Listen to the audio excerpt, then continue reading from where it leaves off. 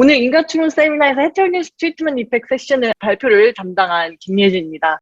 이 세션의 포커스는 아마 약간 머신러닝 전공자가 바라보는 헤테로니스 트리트먼트 이펙트이라고 좀 보시면 될 것 같습니다. 그리고 어플리케이션을 지금 헬스케어 쪽을 잡고 있는데 이 헬스케어 데이터, 드러그 디벨롭먼트, 약물 질환을 가정을 하고 말씀드리도록 하겠습니다. 이 약물 개발한다는 게 크게 두 가지 관점이 있습니다. 어떤 진짜 화학 물질에서부터 약물을 개발하는 것과 재활용하는 방법. 여러 크게 두 가지 방법이 있는데 어떤 방법이든 간에 약물을 개발하려면 이 과정을 거쳐야 되고 이 과정을 거친 약물들이 우리가 약국에서 볼 수 있는 약이 되는 거예요. 이 약물 개발 분야는 지금 이 헬스케어, 이 바이오메디컬 리서치 필드에서 굉장히 큰 분야이고 미국 기준으로 보자면 뭐 GDP의 전체 30%가 헬스케어를 차지하고 그중에 10%가 클리니컬 트라이얼, 그중에 10%가 이 클레임 쪽이기 때문에 거의 미국 GDP 20%가 이 약물 개발과 관련되어 있다라고 보시면 될 것 같아요. 굉장히 비싼 분야죠. 좀 구체적으로 살펴보자면 약물 개발 중에 그냥 그 화학 물질에서부터 약물을 개발하는 방법이 있는데 이 방법은 뭐 여러 가지 필터링 과정이 있어요. 여러 가지 화학 물질 중에서 안전성 테스트를 받아야 될 테고 동물 실험을 해야 될 테고 사람에게 테스트를 하고 결국엔 사람에게 효과가 있는지 없는지를 검사한 다음에 그 어프로벌을 받고 FDA 어프로벌을 받고 그다음 시장에 나오게 됩니다. 보통 비용이 굉장히 많이 듭니다. 보통 한 2에서 3조 정도, 그리고 시간은 한 10년에서 17년 정도 걸린다라고 알려져 있는데 이 방법이랑 비교해보면 좋을 것 같아요. 아까 말씀드렸던 이 리사이클링 하는 방법이랑 비교를 하면 좋을 것 같습니다. 드러그 리퍼포징이라고 불러요. 원래는 이 약물이 다른 질환에 쓰이는데 새로운 효과를 발견해서 또 다른 질병에 쓰게 되는 거죠. 가장 대표적인 예시로 비아그라가 있을 것 같고요. 아니면 좀 더 뭐 최근 예시를 주자면 람데르시비르. 그 원래 에볼라를 치료하기 위해서 만든 트리트먼트인데 코로나 바이러스도 효과가 있어서 코로나 바이러스 치료제로 처음 어프로벌 FDA 승인을 받았죠. 그것도 가장 대표적인 드러그 리퍼포징 예시가 되겠습니다. 이런 드러그 리퍼포징은 그 모든 앞에 이 필터링, 화학 필터링, 뭐 동물 실험 이런 걸 다 패스하기 때문에 보통 임상시험 3기, 4기에서부터 시작을 해요. 그러니까 굉장히 코스트를 많이 줄일 수 있고 시간도 짧게 걸리고 안전성도 큰 별로 문제가 없다라는 것을 알 수가 있겠죠. 그래서 보통 뭐 이 두 가지 방법이라고 보면 되는데 어느 방법이든 간에 마지막 단계는 임상시험입니다. 임상시험 3기, 4기는 어느 약물 테스트나 꼭 필요한 단계입니다. 근데 이 단계가 굉장히 비싸요. 이게 보통 임상시험 한 번 하는데 한 몇백억 정도 든다고 하고 그리고 실패율이 굉장히 높습니다. 일반적인 임상시험 한 90%가 실패하고 굉장히 높은 실패율을 갖는다라고 보시면 될 것 같습니다. 그래서 이 임상시험에 대해서 좀 더 자세히 살펴볼게요. 랜더마이즈 클리니컬 트라이얼, 뭐 랜더마이즈 컨트롤 트라이얼, 뭐 여러 가지 이름을 불리긴 하는데 이 임상시험은 우리에게 굉장히 익숙하죠. 우리 요즘도 그런지 모르겠는데 제가 지하철 열심히 타고 출퇴근할 때는 이 광고가 정말 많았습니다. 임상시험 참가자 모집, 뭐 무슨 치료 임상시험 대상자 모집 이 굉장히 많았습니다. 이 광고 보시면 굉장히 익숙할 거예요. 이게 다 결국에는 이 랜더마이즈 클리니컬 트라이얼을 하기 위한 그 참여자를 모집을 하는 건데요. 이게 뭐냐면 일단 사람을 모읍니다. 사람을 모은 다음에 랜덤리 어사인을 해요. 너는 실험 약물을 먹어라. 너는 위약, 플라시보를 먹어라. 이렇게 랜덤리 바이 찬스로 어사인을 합니다. 사람들 두 그룹으로. 두 그룹으로 나눈 다음에 한 그룹에는 내가 실험을 해보고 싶은 약물을 주고 다른 그룹에게는 가짜 약물을 주는 거죠. 그리고 어느 정도 시간이 지난 뒤에 이 약물이 어떤 효과를 발휘를 하는지, 이 아웃컴이 어떤지를 나중에 매저를 하게 됩니다. 이게 기본적인 랜더마이즈 클리니컬 트라이얼의 세팅이라고 보시면 될 것 같아요. 랜더마이즈 클리니컬 트라이얼이 이 의학계 쪽, 이런 바이오메디컬 쪽에서는 골드 스탠다드라고 보죠. 최종 이 약물의 효과를 테스트할 수 있는 골드 스탠다드라고 보시면 될 것 같습니다. 아까 말씀드렸듯이 굉장히 비싸죠. 비싸고 실패율이 높고 가끔 안전하지 않을 때가 있어요. 실험 약물이다 보니까 굉장히 뭐 세이프티가 문제가 되는 경우도 있습니다. 그래서 많은 리서처들이 바이오메디컬 쪽에서 일하는 많은 리서처들, 뭐 에피데미올로지스트나 아니면 바이오 스태티스틱 하시는 분들이나 이런 분들이 생각을 낸 게 우리가 그럼 이 랜더마이즈 클리니컬 트라이얼을 한번 흉내를 내보자. 이미 우리가 관찰한 데이터를 가지고 이 랜더마이즈 클리니컬을 에뮬레이트 해보자 라는 접근 방식이 있습니다. 그래서 우리가 그 접근 방식을 타겟 트라이얼이라고 불러요. 사실 코절 인퍼런스죠. 코절 인퍼런스인데 그 코즈가 이 약물이 될 때고 아웃컴은 우리가 원하는 그런 헬스케어 아웃컴이 되게 되는 것입니다. 이걸 어떻게 할 수 있는지 좀 더 구체적으로 보자면 비교를 해볼게요. 이게 랜더마이즈 클리니컬 트라이얼입니다. 두 그룹으로 랜덤이 어사인했고 실험 약물을 복용하는 집단과 위약, 플라시보를 복용하는 집단이 두 집단이 모두 비슷하죠. 왜냐하면 랜덤이 어사인했기 때문에 이게 일반적인 랜더마이즈 클리니컬 트라이얼이고 우리는 이거를 리얼월드 데이터, 그러니까 일반적인 병원 진료 기록이나 아니면 우리 근처에서 볼 수 있는 뭐 약물, 뭐 건강보험관리공단의 데이터 이런 우리가 실제 생활에서 쉽게 얻을 수 있는 이런 의료 정보를 가지고 와서 에뮬레이트하는 방법이 여기 있습니다. 어떻게 했냐면 내가 예를 들어서 몬테루카스트라는 약물에 대해서 관심이 있다. 이걸 드러그 리포포징에 대해서 관심이 있다. 라고 한다면 우리가 평소에 얻을 수 있는 이런 그 병원 의료 기록에서 몬테루카스트를 복용했던 사람들 다 데리고 옵니다.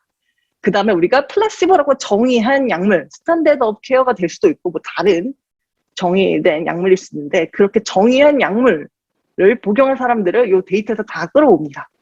다 끌어올 수 있겠죠. 끌어온 다음에 그들의 아웃컴을 비교를 해요.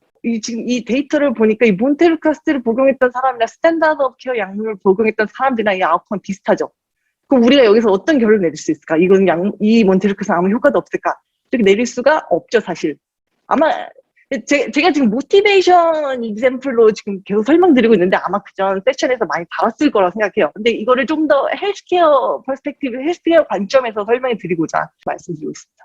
이게 왜 지금 이 에뮬레이티드 RCT를 그냥 데이터를 가지고 와서 하는 게 왜 안 되냐라는 거는 보시다시피 두 집단, 그러니까 그 실험 약물을 복용한 집단과 이 플라시보 약물을 복용한 집단이 다르기 때문이에요. 랜더마이즈 클리니컬 트라이얼 같은 경우는 진짜 랜덤리 사람들을 어사인하는 거기 때문에 두 집단의 성격이 매우 비슷하죠. 내가 예를 들어 붉은 성향의 사람이다.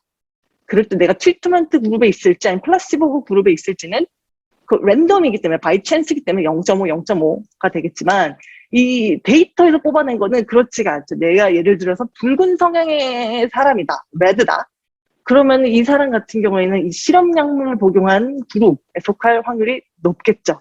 그러니까 당연히 약물은 그냥 내가 심심해서 약물을 먹는 게 아니라 내가 어떻게 아팠기 때문에 어떤 질환이 있기 때문에 그걸 치료하려고 먹는 거기 때문에 이런 그 confounding by indication이라고 하는데 이런 환자 개개인의 이런 건강 상태, 컨디션이 영향을 미치게 됩니다.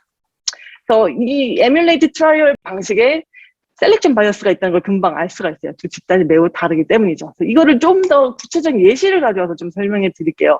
임상시험 하나를 갖고 왔습니다. 이게 2020년에 시행된 건데, 에머리 유니버시티에서 한 건데, 몬테루카스트, 아까 말씀드린 그 몬테루카스트의 효과를 테스트한, 임상시험이에요. 어디에다 테스트했냐면, 이 몬테루카스트를 복용했을 때, 알츠하이머 치매에 덜 걸릴 것이다. 알츠하이머 치매에 걸릴 위험이 줄어든다라는 거를 테스트한 임상시험입니다. 사실 이 몬테루카스트가 뭐 하는 약물이냐면, 천식 아시죠? 천식 걸린 사람들이 인헤일하는 약물이에요. 이 에어웨이, 기도를 좀 확장시키는 약물인데 이게 뇌 속에서 인플레이션을 감소시키는데 어떤 효과가 있다라는 걸 동물을 통해서 우리가 발견했어요. 그걸 발견하고 사람에게 테스트를 하고 있는 거죠. 지금 이 랜더마이즈 클리니컬 트라이얼 같은 경우에는 이러한 코존 인프런스를 보고 있는 것입니다. 여기 우리가 트리트먼트로 설정한 몬테루카스가 있고 이게 알츠하이머에 어떤 영향을 주는지 안 주는지 이 두 노드 간의 이 엣지의 어떤 시그니피컨스를 보고자 하는 게 이 랜더마이즈 클리니컬 트라이얼이죠. 근데 아마 뭐 천식 같은 어떤 만성 감염 질환이 있는 사람들이 더 몬테루카스를 더 많이 복용할 거예요. 일반적인 리얼월드 데이터에서는. 하지만 이 랜더마이즈 클리니컬 트라이얼 같은 경우에는 랜덤리 어사인했기 때문에 이 두 노드 간에 전혀 아무런 상관이 없죠. 관계가 없죠. 근데 우리가 지금 이거를 병원 진료 의료 기록에서 한번 우리가 흉내를 내보고자 한다 하면은 여러 가지 문제가 발생하죠. 아까 말씀드린 셀렉션 바이어스가 생기겠죠. 왜냐면 천식이 있는 사람들 보통 이 천식약을 먹을 테고 천식이 결국에 만성 감염 질환이거든요. 이 만성 감염 질환이 있는 사람들 보통 알츠하이머에 더 많이 걸립니다. 지금 이 만성 질환이 컨파운딩 베리어블이라는 걸 금방 쉽게 알 수가 있죠. 우리는 요 두 노드 간의 요 코졸 인퍼런스를 알고 싶은데 지금 이 컨파운딩 베리어블 때문에 굉장히 큰 셀렉션 바이어스가 생겼다라는 것을 알 수가 있습니다. 이 셀렉션 바이어스를 어떻게 줄이냐? 라는 거는 아마 전 세션에서 굉장히 많이 달았을 거라고 생각이 들어요. 여러 가지 스텝이 있는데 우리는 일단 여기서 포텐셜 아웃컴 프레임워크를 가정할 거고요. 우리는 일단 그 셀렉션 바이어스를 줄여야겠죠. 프로펜시티 스코어 모델 같은 걸 사용할 수가 있고, 프로펜시티 스코어로 셀렉션 바이어스를 줄였다면은 그 다음에 그 트리트먼트의 에버리지의 그 디퍼런스, 그 차이를 이용해서 에버리지 트리트먼트 이펙트를 계산할 수 있게 될 것입니다. 그냥 정말 간략하게 이거는 넘어갈게요. 아까 말씀드린 것처럼 우리는 포텐셜 아웃컴 프레임워크를 가정을 하고 있고, 포텐셜 아웃컴 프레임워크에 대해서 정말 간단히 리비짓 하자면, 여기 환자가 있고 두 가지 약물이 있어요. 검은 약, 회색 약. 근데 이 환자는 이 검은 약을 먹었어요. 그럼 우리가 그 아웃컴을 관찰할 수가 있겠죠. 이 사람의 뭐 리스크라든지 아니면은 나쁜 단백질의 레벨 정도를 우리가 관찰을 할 수가 있죠. 근데 우리가 상상력을 발휘해서 여기 평행우주가 있다 생각을 해볼게요. 이 평행우주에는 똑같은 지구가 있고 이 지구에는 이 사람이랑 똑같은 사람이 있습니다. 다 똑같은데 이 사람은 그냥 그 회색 약물을 먹었어요. 플라시보라고 부를까요? 이 플라시보 약물을 먹었어요. 이럴 경우에는 이 사람의 그 결과, 이 사람의 아웃컴이 우리가 이거를 볼 수가 없죠. 우리가 관찰할 수 있는 건 팩츄얼 아웃컴, 관찰할 수 없는 걸 카운터 팩츄얼 아웃컴이라고 부릅니다. 만약에 이런 평행 우주가 존재하는데 트리트먼트 이펙이 굉장히 쉽게 정의가 되겠죠. 이 두 개의 차이가 결국엔 트리트먼트 이펙이 되겠죠. 이 검은색 약의 트리트먼트 이펙이 될 것입니다. 자, 이거를 좀 더 포멀리 정의를 하자면 다음과 같아요. 굳이 여기서 이걸 정의한 이유는 뭐냐면 그 다음 단계 헤테로지니어스 트리트먼트 이펙트 설명드릴 때 이 노테이션이 필요하기 때문에 간략하게 여기서 정의를 하고 가겠습니다. 그래서 우리 그 환자의 피처, 환자의 컨디션, 환자의 상태를 X라고 할게요. 그리고 이 사람이 이 실험 약물을 복용을 했는지 아니면 플라시보 약물을 복용했는지 이 트리트먼트 그룹에 어떻게 어사인 됐는지를 나타내는 베리어블을 T라고 할게요. 여기서 우리가 약물이 지금 딱 두 가지이기 때문에 킬스 앤 컨트롤이기 때문에 지금 우리가 바이너리를 가정했는데 이게 만약에 도스였다. 이게 어떤 얼마큼의 예를 들어 약물 10mg, 20mg 이런 도스였다라고 한다면 컨티뉴어스 밸류가 될 테고 이건 정의하기 나름입니다.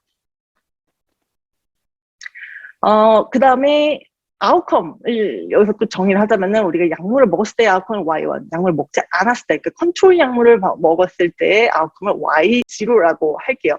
근데 이거는 조건부가 아니라 지금 우리는 지금 두 캘큘러스를 한 거예요. 그러니까 복용하지 않은 사람이 복용했다면 무엇일까? 복용했던 사람이 복용하지 않았더라면 어땠을까? 라는 두 캘큘러스를 포함하는 노테이션이라고 보시면 되겠습니다. 트리트먼트 이펙은 다음과 같이 정해야 될 테고 이 사람의 컨디션이 이렇게 주어졌을 때 두 아웃컴 간의 차이, 두 포텐셜 아웃컴 간의 차이가 결국엔 트리트먼트 이펙이 되겠습니다. 물론 여러 가지 가정을 해야겠죠. 우리는 모든 컴파운더, 모든 베리어블을 다 관찰했기 때문에 숨어있는 컴파운더가 없다. 그 다음에 그 트리트먼트 어사이먼트는 내가 이 약물을 먹을지 저 약물을 먹을지 그 어사이먼트는 디터미니스틱하지 않다. 그러니까 내가 예를 들어 어떤 특정 컨디션이다. 이 특정 컨디션인 사람들은 무조건 어떤 특정 약물을 먹는다. 그 확률이 1이다. 이런 상황이 없다라는 거를 의미하고요. 그럼 세 번째 과정은 서로 간섭하지 않는다. 그러니까 내가 이 환자가 내 이 약물을 먹었는데 너무 좋아 보여가지고 내 옆에 있는 친구가 나도 이 약물을 먹을래.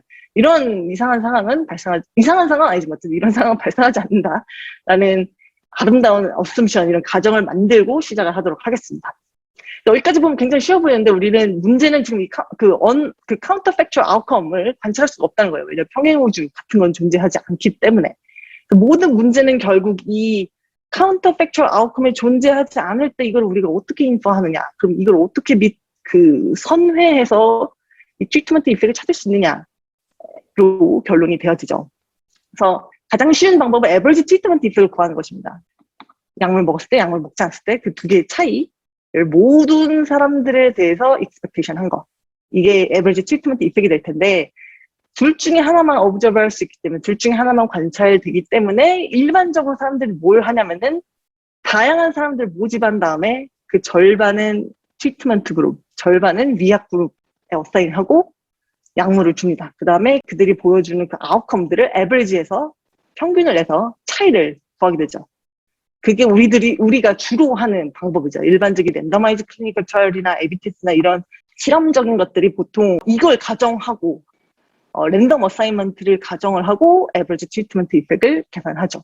그러니까 랜덤리 어사인 됐기 때문에 이 feature X와 treatment assignment variable T가 전혀 관련이 없어요. 그래서 괜찮아요. 근데 우리가 일반적으로 그 데이터, 리얼월드 데이터, 병원 의료 기록, 이미 과거에 발생했던 걸 가지고 만약에 이 AT 릴레이션식을 구하려고 한다라고 한다면 이 피처와 트리트먼트 어사이먼트 간의 관계가 있기 때문에 셀렉션 바이어스를 피할 수가 없게 되죠. 여러 가지 많은 방법이 있는데 프로펜시티 스코어를 많이 쓰죠. 이 환자가 이런 백그라운드가 있을 때 이 트리트먼트에 속할 확률이 무엇이냐, 프로펜시티 스코어를 정의를 해서 셀렉션 바이어스를 해소를 많이 합니다. 가장 대표적인 게 매칭이죠. 프로펜시티 스코어 매칭.